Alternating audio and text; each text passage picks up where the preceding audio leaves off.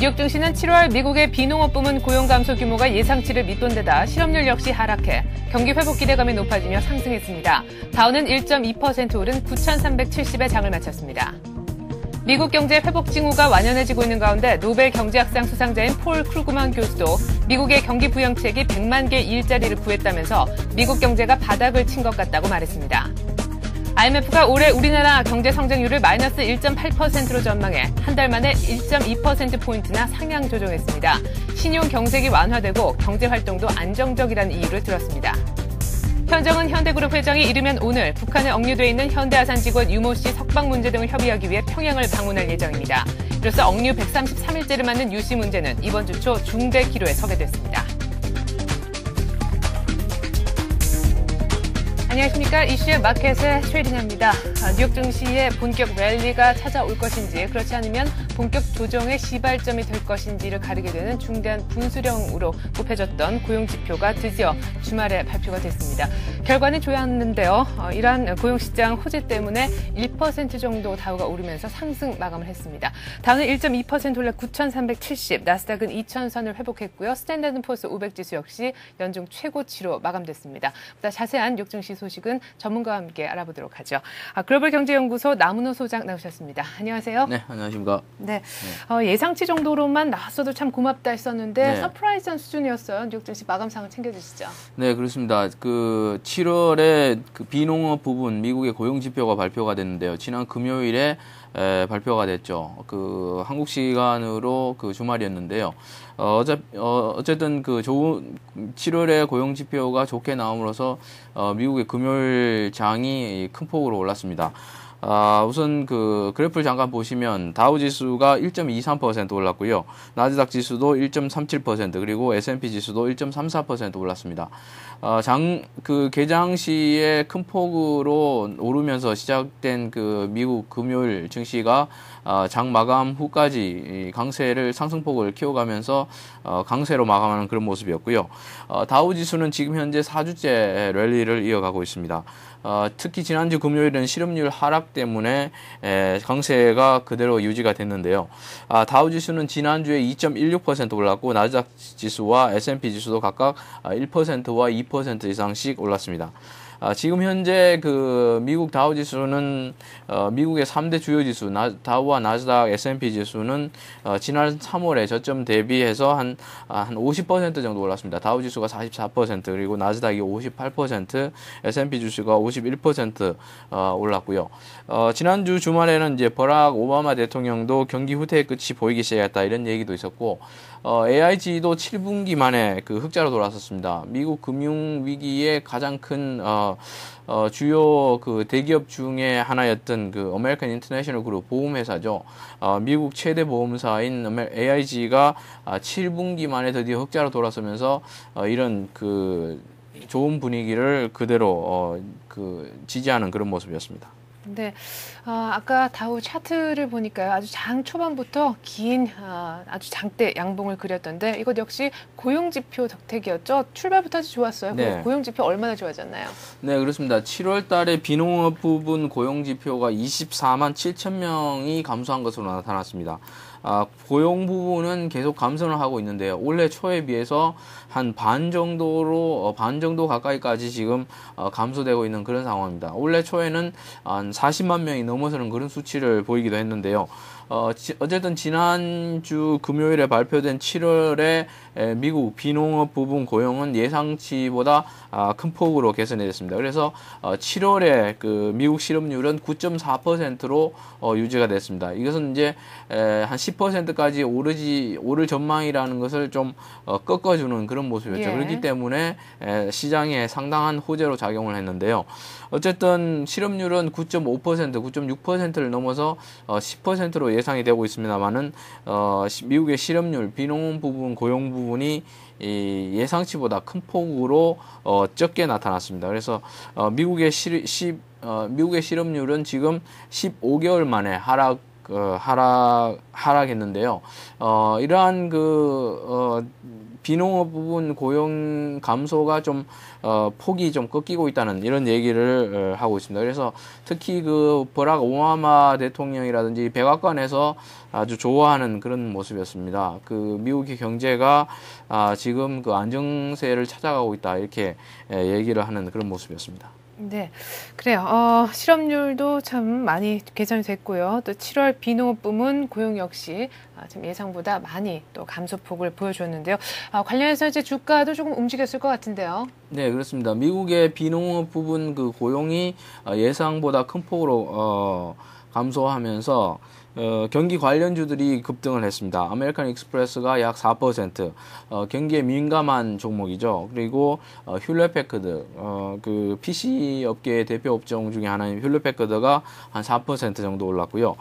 금융업종에서도 JP모건 체이스가 은행주 중에 4% 올라서 마감이 됐습니다. 여기에다가 그래픽 업체인 엔비디아가 실적 호재로 4%대 상승을 해줬고, 주택 관련 업체도 많이 올랐습니다. 주택 건설 업체 DR 호튼도 8%대 급등을 해줬습니다.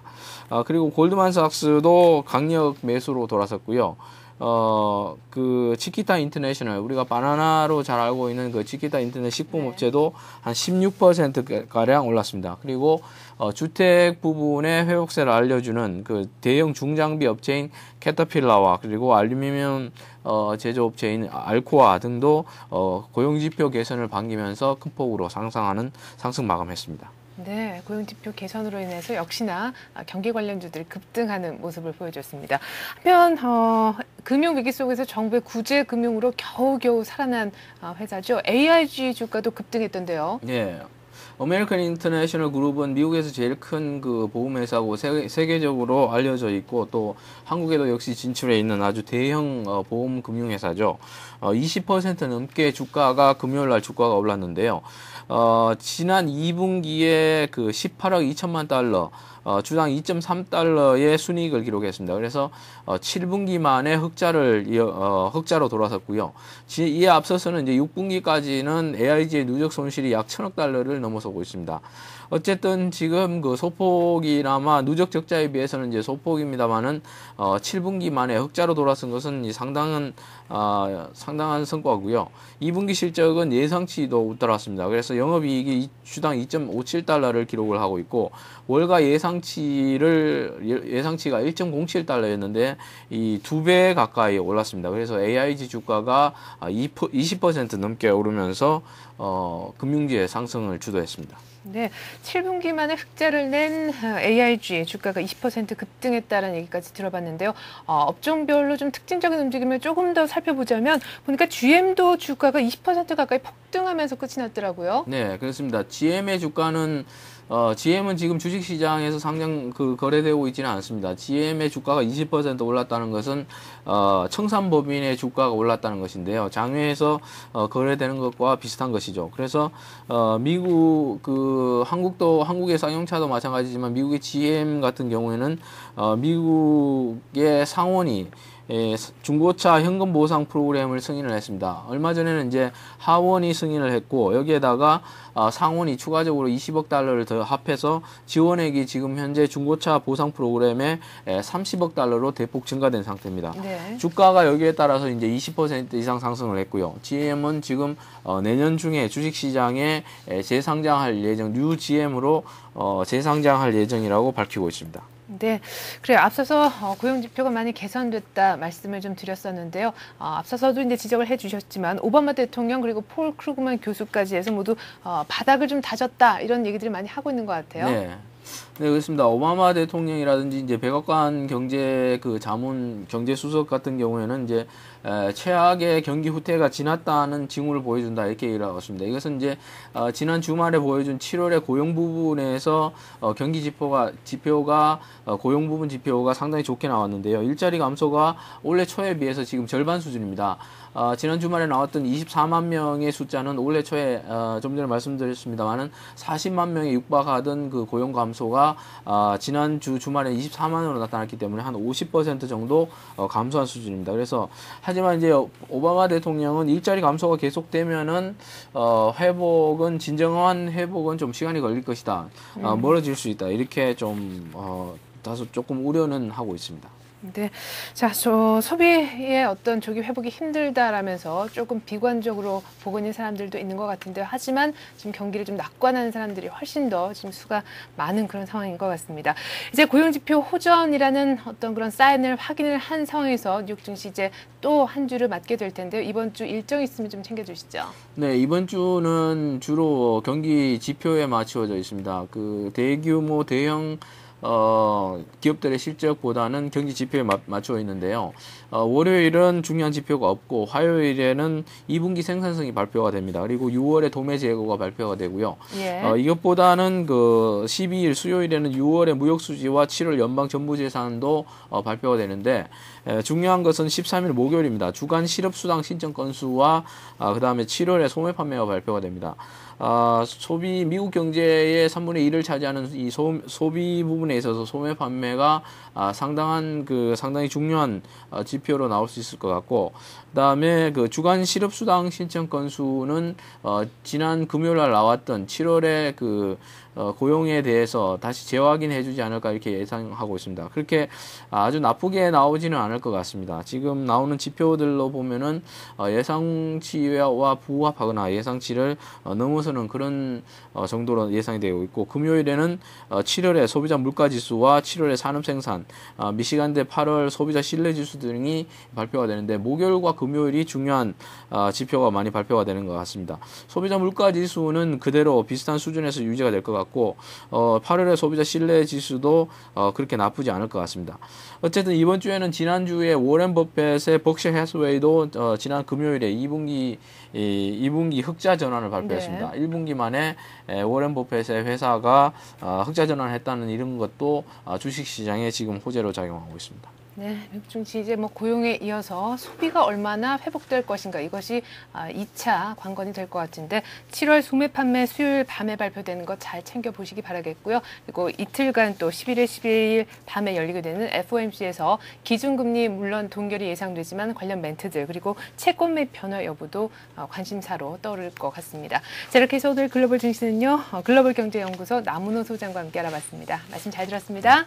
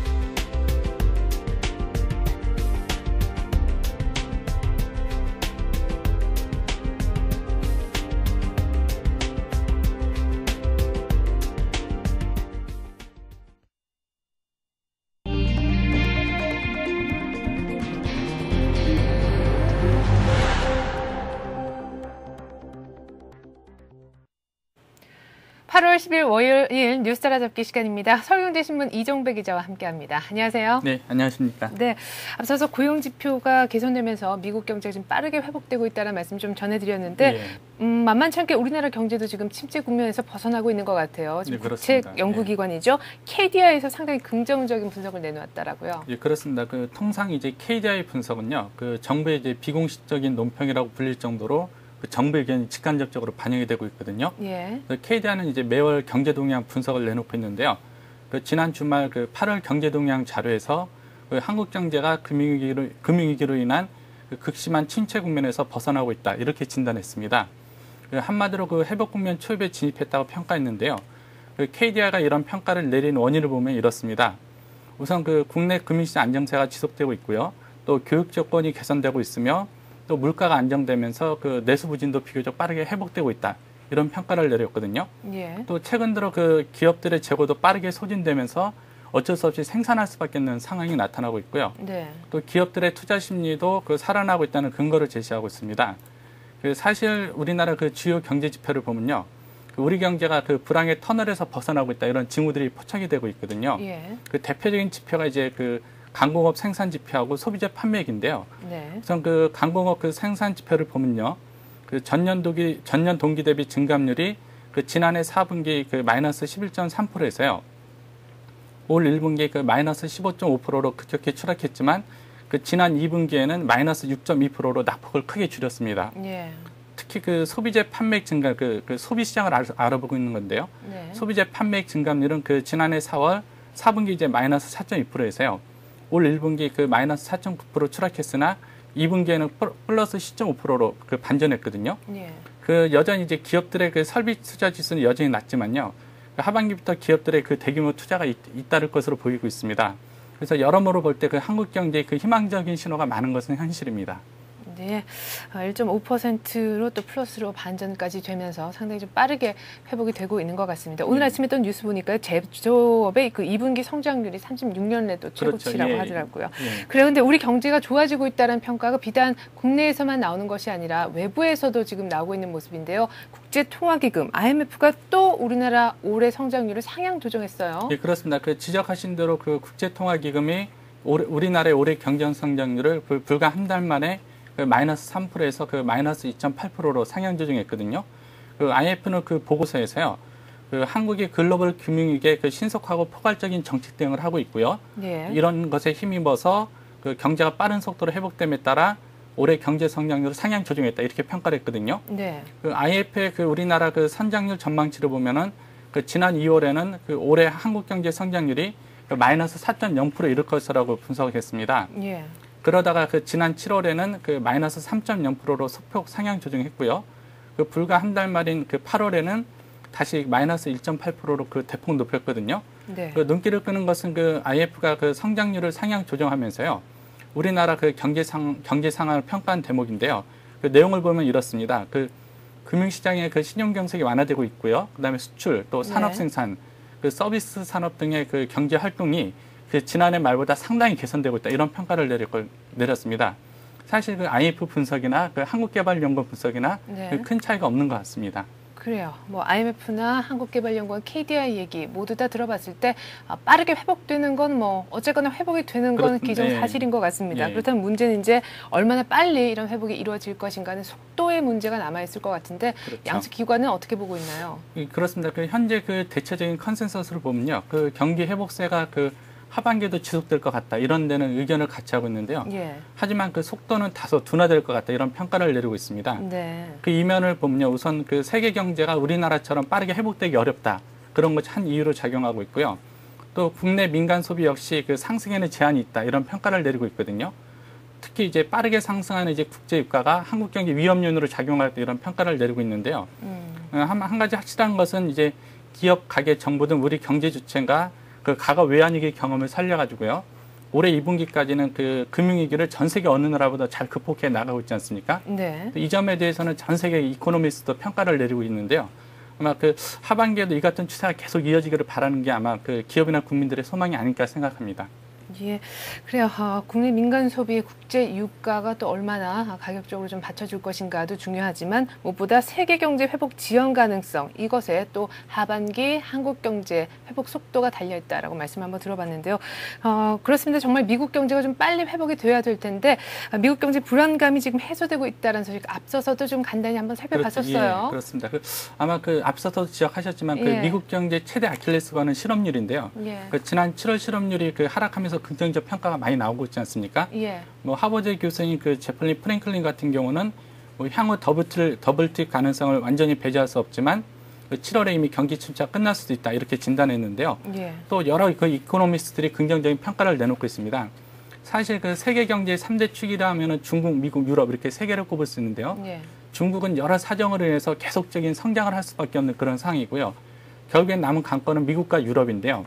여기서 미국이 만약에 경기 침체 벗어난다 그러면요, 곧 뒤를 따라서 유럽도 벗어나기 때문에 미국의 현상이 앞으로 계속 주목이 될 것 같고요. 네. 특히 미국 같은 경우는 이제 실업률 하락이 계속 지속되느냐, 아니면 일시적 현상으로 끝나느냐가 향후 미국 경제 흐름을 짚어볼 수 있는 주요 지표가 될 것 같습니다. 네, 이런 상황에서 이른바 닥터 둠이라고 불리는 비관론자 그룹들은 어떤 코멘트를 내놓을 수 있을지 모르겠네요. 자, 계속해서 부동산 소식 간단하게 보겠습니다. 정부가 최근에 관계부처 합동으로 해서 부동산 시장 점검 회의를 열었는데요. 여러 안들이 논의가 됐다고요? 예, 그렇습니다. 지난 7일인데요. 지난 7일 이제 기획재정부, 국토해양부, 금융위원회 등 관계부처가 합동으로도 부동산 시장 점검 회의를 열었는데요. 최근에 전세가 급등에다가 주택담보대출이 급증하는 등 부동산 시장에 불안한 양상이 나타나고 있으니까 이에 대해서 논의한 것으로 알려지고 있는데요. 네. 일단 이날 회의에서는 무엇을 어떻게 하겠다, 이렇게 행동에 대한 논의는 없었던 것으로 알려지고 있습니다. 네. 단 이제 부동산 시장이 지속적으로 불안할 경우 어떤 대책을 내놓을지에 대해서는 충분한 의견 교환이 있었던 것으로 알려지고 있는데요.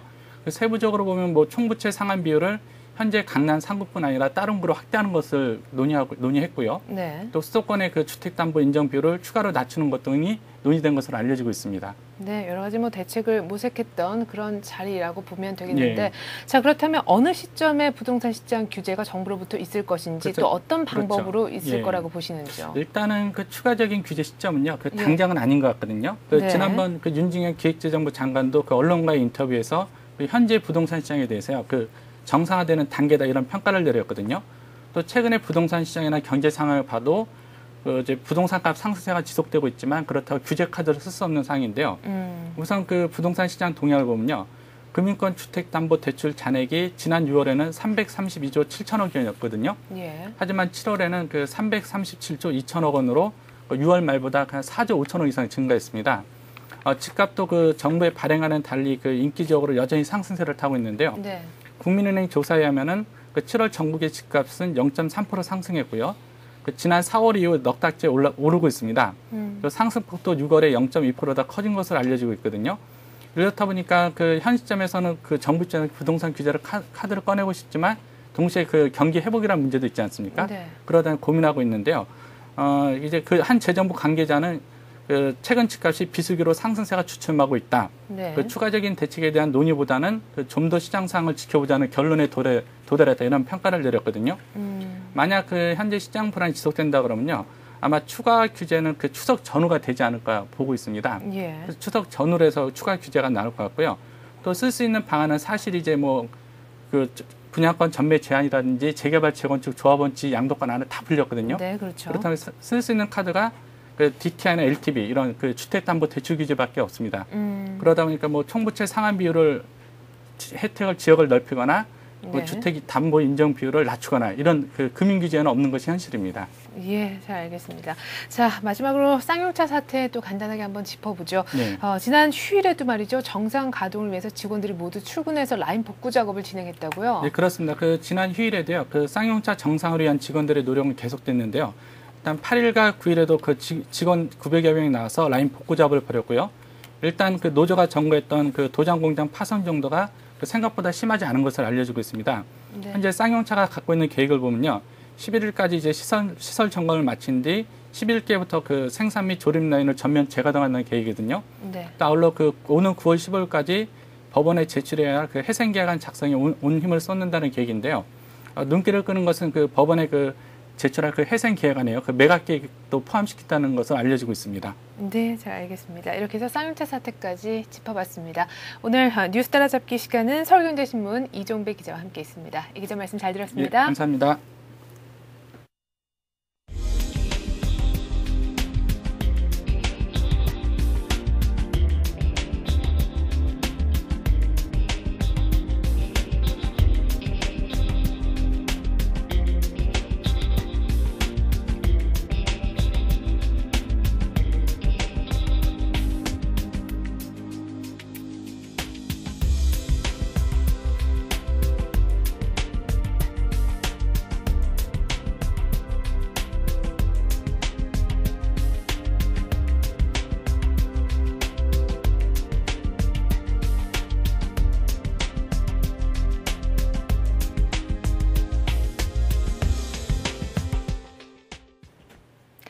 7월 고용 지표를 예견하게 만들 수 있는 ADP 민간 부문 고용이 예상보다 저조했지만 주간 신규 실업수당 청구 건수가 예상보다 좋게 나오면서 이번 7월 실업률이 어떻게 흘러갈 것인지 많이들 궁금하셨을 것 같은데요.